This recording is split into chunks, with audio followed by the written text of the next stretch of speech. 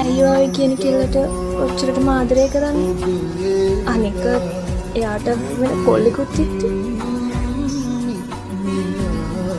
එයාගේ ඇස් දෙක හිනාව මං කොහොම අමතක කරන්නේ? ඒත් ඔය කරන එක පරිශික ආදරේ තේරුමක් තියනවද? හිතේ තියෙන දේවල් වචන වලට හරවන්න බෑ සහසි. මං ඒ දෙන්නගේ ආදරේ දිහා බලන් සතුටින් ඉන්නවා. ඇයි හැමදේම කියන කරන මට එයාව පෙන්වන්න බැරි? මොකද ඒ කෙනා ඔයා නිසා.